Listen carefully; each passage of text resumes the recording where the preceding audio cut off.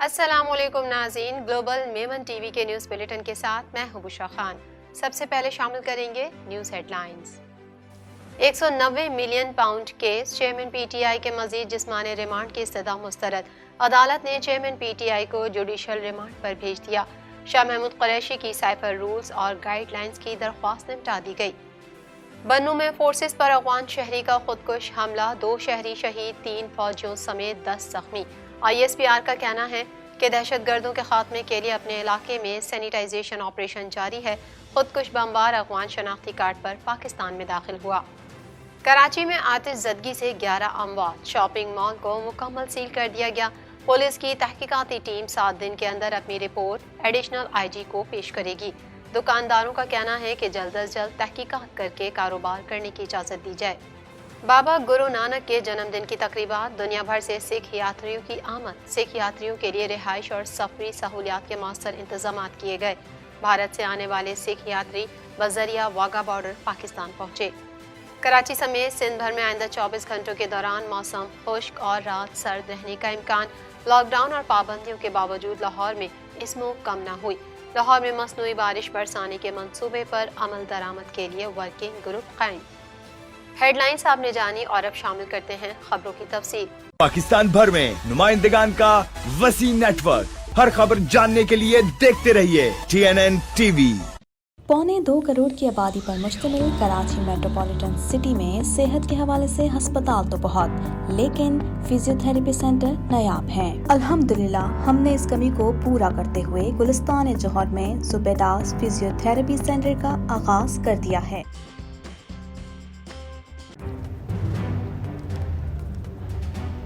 Islamic Finance TV, the only TV channel of the fastest growing Islamic economy in the world and the prime mover of Islamic finance news.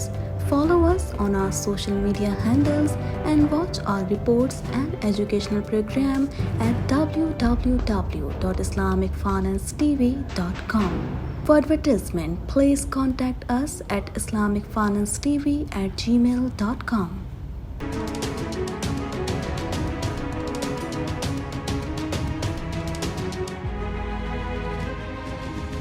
احتساب عدالت نے القادر trust property اور 190 million pound case میں chairman P T I کے مزید جسمانی remand کی استدعا مسترد کر دی۔ مزید تفصیلات اس رپورٹ میں۔ احتساب عدالت نے القادر ٹرسٹ پراپرٹی اور 190 ملین پاؤنڈ کیس میں چیئرمین پی ٹی آئی کے مزید جسمانی ریمانڈ کی استدعا مسترد کر دی، جبکہ اسلام آباد ہائی کورٹ نے پاکستان تحریک انصاف کے وائس چیئرمین شاہ محمود قریشی کی سائفر رولز اور گائیڈ لائنز کے حصول کے لیے دائر درخواست نمٹا دی۔ احتساب عدالت راولپنڈی کے جج محمد بشیر نے اڈیالہ جیل میں کیس کی سماعت کی۔ چیئرمین پی ٹی آئی کی اہلیہ بشرا بی بی، بہن علیمہ خان اور عظمیٰ خان بھی کمرہ عدالت میں موجود تھیں۔ اس کے علاوہ نیب پروسیکیوٹر مظفر عباسی کی سربراہی میں 5 رکنی ٹیم بھی اڈیالہ جیل پہنچی تھی۔ دوران سماعت نیب حکام کی جانب سے چیئرمین پی ٹی آئی کے مزید جسمانی ریمانڈ کی استدعا کی گئی، جسے عدالت نے مسترد کر دیا۔ عدالت نے جسمانی ریمانڈ کی استدعا مسترد کرتے ہوئے چیئرمین پی ٹی آئی کو جوڈیشل ریمانڈ پر بھیج دیا۔ دوسری جانب اسلام آباد ہائی کورٹ نے پاکستان تحریک انصاف کے وائس چیئرمین شاہ محمود قریشی کی سائفر رولز اور گائیڈ لائنز کے حصول کے لیے دائر درخواست نمٹا دی۔ چیف جسٹس اسلام آباد ہائی کورٹ عامر فاروق نے درخواست کی سماعت کی۔ دوران سماعت بیرسٹر تیمور ملک نے کہا کہ 2 رکنی بینچ کے فیصلے کے بعد سائفر کیس میں کارروائی از سر نو ہو رہی ہے۔ چیف جسٹس اسلام آباد ہائی کورٹ عامر فاروق نے درخواست غیر مؤثر ہونے پر نمٹا دی۔ بنوں میں سیکیورٹی فورسز کے قافلے پر خودکش حملے میں 2 شہری شہید اور 3 فوجیوں سمیت 10 افراد زخمی ہو گئے۔ مزید تفصیلات اس رپورٹ میں۔ بنوں میں سیکیورٹی فورسز کے قافلے پر خودکش حملے میں 2 شہری شہید اور 3 فوجیوں سمیت 10 افراد زخمی ہو گئے۔ آئی ایس پی آر کی جانب سے جاری بیان کے مطابق 26 نومبر کو موٹر سائیکل سوار خودکش بمبار نے بنوں ضلع کے جرنل علاقے بکا خیل میں سیکیورٹی فورسز کے قافلے کے قریب خود کو دھماکے سے اڑایا، جس کے نتیجے میں 2 شہری شہید، 7 زخمی اور 3 فوجی بھی زخمی ہوئے۔ خیبر پختونخوا کے علاقے بنوں میں 26 نومبر کو خودکش دھماکہ کرنے والا افغان شہری نکلا۔ بیان کے مطابق خودکش بمبار کی شناخت افغان شہری کے طور پر ہوئی، جو حافظ گل بہادر گروپ سے وابستہ تھا۔ دہشت گرد کا نام رابن اللہ ولف خانور گل، جبکہ اس کا تذکرہ نمبر 08916164 ہے۔ رابن اللہ 26 نومبر کو افغان شناختی کارڈ پر پاکستان میں داخل ہوا۔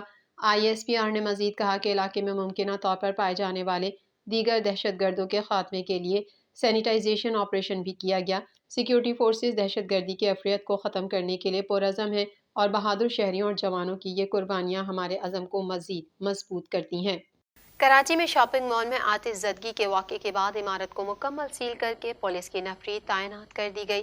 مزید جانیں گے اس رپورٹ میں۔ کراچی میں شاپنگ مال میں آتش زدگی کے واقعے کے بعد عمارت کو مکمل سیل کر کے پولیس کی نفری تعینات کر دی گئی۔ دکانداروں کی جانب سے دکانوں میں مال نکالنے کی درخواست کی گئی تھی، تاہم پولیس کا کہنا ہے کہ تفتیش مکمل ہونے سے پہلے کسی کو سامان نکالنے کی اجازت نہیں۔ تفصیلات کے مطابق کراچی کے علاقے راشد منہاس روڈ پر شاپنگ مال میں آتش زدگی کے واقعے کے بعد مشترکہ تحقیقاتی ٹیم کے احکامات پر عمارت کو مکمل سیل کر دیا گیا اور پولیس کی نفری تعینات کر دی گئی۔ پولیس تحقیقاتی ٹیم نے متاثرہ شاپنگ مال کا دورہ کیا تھا۔ ٹیم کے سربراہ DIG غلام اصفر مہیسر کا کہنا تھا کہ ذمہ داروں کا تعین کریں گے اور قانون اپنا راستہ اختیار کرے گا۔ متاثرہ عمارت کے دکانداروں کا کہنا ہے کہ 700 سے زیادہ دکاندار پریشان ہیں۔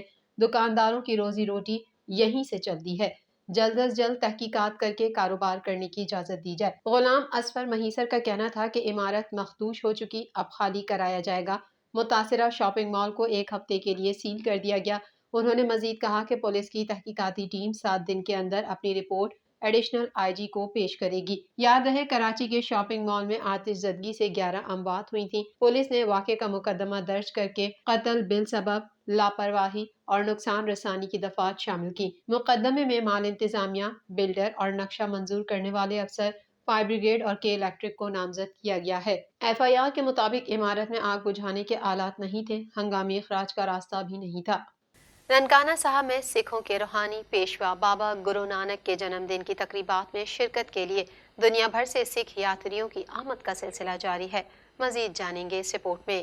ننکانہ صاحب میں سکھوں کے روحانی پیشوا بابا گرو نانک کے جنم دن کی تقریبات میں شرکت کے لیے دنیا بھر سے سکھ یاتریوں کی آمد کا سلسلہ جاری ہے۔ اس موقع پر حکومت پاکستان کی جانب سے سیکیورٹی کے انتظامات، سکھ یاتریوں کے لیے رہائش اور سفری سہولیات کے مؤثر انتظامات کیے گئے۔ تفصیلات کے مطابق سکھوں کے روحانی پیشوا بابا گرو نانک دیو کے 554ویں یوم پیدائش کی تقریبات جاری ہیں۔ دوسرے روز بھی سکھ یاتری اپنی مذہبی رسومات کی ادائیگی میں مصروف ہیں۔ 25 نومبر سے شروع ہونے والی تقریبات میں شرکت کے لیے تقریباً 3000 بھارتی سکھ پاکستان آئے۔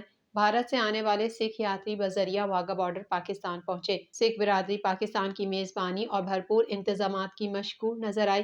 اس حوالے سے برطانیہ سے آئے سکھ یاتری جرنیل سنگھ رندھاوا کا کہنا تھا کہ ہمارے یہاں بہت خیال رکھا جا رہا ہے، ایسا لگ رہا ہے جیسے ہم دوسرے گھر آئے ہوں۔ یہاں پر سیکیورٹی کا بہت اچھا نظام ہے اور سکھ یاتریوں کے لیے بہت شاندار اہتمام کیا گیا ہے۔ نہ صرف بھارت بلکہ دنیا بھر سے سکھ یاتریوں کی آمد کا سلسلہ جاری ہے۔ گردوارے پر آنے والے سکھ یاتریوں کو حکومت پاکستان کی جانب سے تمام سہولیات پہنچائی جاتی ہیں۔ بابا گرو نانک کے جنم دن کی 3 روزہ تقریبات کے آخری روز گردوارہ جنم استھان میں مرکزی تقریب میں وزیر مذہبی امور بطور مہمان خصوصی شریک ہوئے۔ مرکزی تقریب کے بعد گردوارہ جنم استھان سے نگر کیرتن کا جلوس نکالا جائے گا اور رات میں بھوگ کے بعد 3 روزہ تقریبات ختم ہو جائیں گی۔ واضح رہے کہ بابا گرو نانک کی جائے پیدائش ہونے کے باعث سکھ مذہب میں ننکانہ صاحب کو ایک خاص اہمیت حاصل ہے۔ ننکانہ صاحب میں گرو نانک سے منسوب گردوارہ جنم استھان بین المذاہب ہم آہنگی اور مذہبی اتحاد کی حقیقی علامت ہے اور ہر سال دنیا بھر سے سکھ یاتری گردوارہ جنم استھان پر حاضری دیتے ہیں اور مذہبی رسومات کی ادائیگی کرتے ہیں۔ کراچی سمیت سندھ بھر میں آئندہ 24 گھنٹوں کے دوران موسم خشک اور رات سرد رہنے کا امکان، جبکہ لاک ڈاؤن اور پابندیوں کے باوجود لاہور میں اسموک کم نہ ہوئی۔ مزید جانتے ہیں اس رپورٹ میں۔ کراچی سمیت سندھ بھر میں آئندہ 24 گھنٹوں کے دوران موسم خشک اور رات سرد رہنے کا امکان ہے، جبکہ لاک ڈاؤن اور پابندیوں کے باوجود لاہور میں اسموک کم نہ ہوئی۔ ملک کے دوسرے سب سے بڑے شہر کا فضائی معیار آج بھی انتہائی مضر صحت ہے۔ لاہور سمیت پنجاب کے 6 اضلاع میں 3 روز کی چھٹیوں کے بعد تعلیمی ادارے کھل گئے۔ دوسری جانب کراچی میں بھی فضائی آلودگی بڑھ گئی، جس کا آلودہ شہروں کی فہرست میں آج چوتھا نمبر ہے۔ محکمہ موسمیات کے مطابق کراچی میں صبح کے وقت میدانی علاقوں میں دھند کا بھی امکان ہے۔ شہر قائد میں آج زیادہ سے زیادہ درجہ حرارت 27 سے 29 ڈگری سینٹی گریڈ کے درمیان رہنے کا امکان ہے۔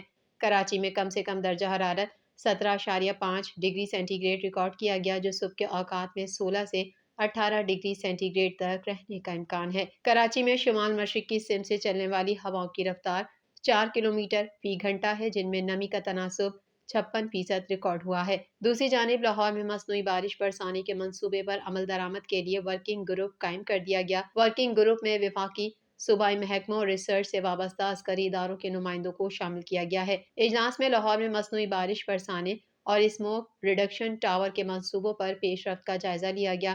بریفنگ میں بتایا گیا کہ کلاؤڈ سیڈنگ کے لیے پہلا ٹرائل 4 سے 6 ہفتے میں متوقع ہے۔ کیمیائی عمل سے کلاؤڈ سیڈنگ کا زیادہ انحصار موسمی حالات اور بادلوں کی تشکیل پر ہے۔ لاہور میں اسموک ریڈکشن ٹاورز کی تنصیب کے لیے ماہرین کی ٹیم اگلے ماہ چین جائے گی۔ اس حوالے سے منصوبوں کی نگرانی کے لیے محکمہ تحفظ ماحولیات میں مانیٹرنگ سیل بنایا جا رہا ہے۔ گلوبل میمن ٹی وی کے نیوز بلیٹن میں فی الحال اتنا ہی۔ مزید خبروں اور اپڈیٹس کے لیے دیکھتے رہیے گلوبل میمن ٹی وی۔